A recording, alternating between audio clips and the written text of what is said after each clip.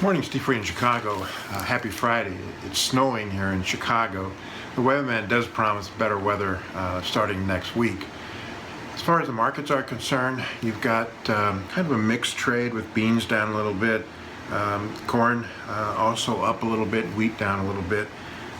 Bean market has rallied a little bit from overnight. I think that corn's a little bit oversold. There's talk about lack of farmer selling, helping the nearby spreads and nearby prices, whereas the December's under pressure due to the drop in demand and possibly farmers getting in and starting to plant corn next week and growing a bigger crop. As far as the beans are concerned, still no interest by China to buy U.S. beans. I think the U.S. trade reps are getting frustrated about this. China yesterday continued to buy August beans from Brazil, and really, according to the Phase 1 deal, U.S. cannot really review how much China has bought until July 1, and so we continue to think that the only thing that's really going to help beans is if China starts coming in and buying soybeans. We're looking at the data out of China. Their GDP dropped, the retail sales dropped, financial markets though are up on talk about a phase issue of trying to get America back up and running again. It's up to the individual states as to when they start relaxing some of the restrictions. A lot of things have to come into place before that to happen, but it is talked about and offered help to the stock market. As far as July beans are concerned, we've seen open interest up about 70,000 contracts of late. That could be some new selling. It could be some pricing underneath the market.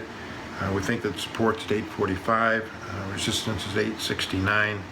As far as the corn is concerned, the corn market still support at 325 on the July, resistance at 340, and open interest also up almost 90,000 contracts. That could be some pricing underneath the market and new short selling. As far as the wheat is concerned, we've seen 150,000 contracts open interest taken out of the wheat market, partially because of better weather outlooks and drop in demand.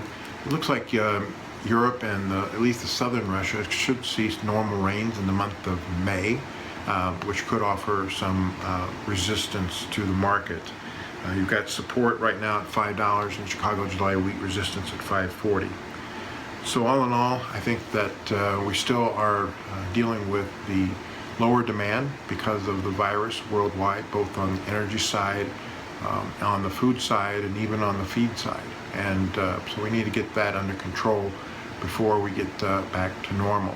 As far as the question for farmers, would I sell these corn here? Would I sell November beans here?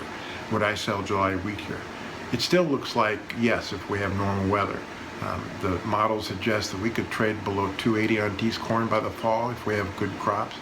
We could trade below $8 in November beans if we have good crops.